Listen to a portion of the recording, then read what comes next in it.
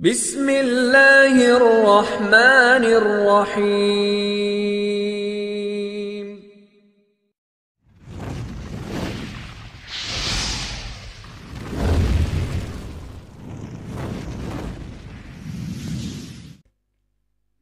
ایک مرتبہ ایک شخص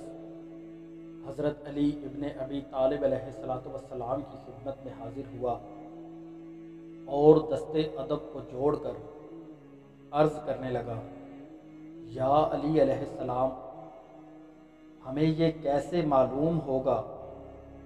کہ ہم پر گزرنے والی تنگ دستی اللہ کی طرف سے امتحان ہے یا کوئی آفت؟ اس شخص کا یہ کہنا تھا کہ حضرت علی ابن ابی طالب علیہ السلام نے فرمایا، اے بندہ خدا، یاد رکھو، اگر تم پر گزرنے والے حالات تمہیں اللہ کی طرف رجوع کرنے پر مجبور کریں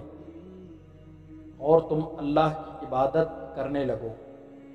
اور تمہاری زبان اللہ کا شکر ادا کرنے لگے، تو وہ تنگ دستی نہیں بلکہ اللہ کی طرف سے امتحان ہے۔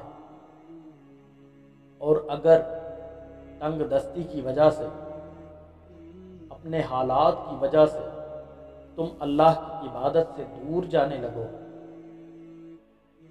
تمہاری زبان اللہ کی ناشکری کرنے لگے اور تمہارا دل عبادت سے اکتا جائے، تو وہ اللہ کی طرف سے امتحان نہیں بلکہ آفت ہے۔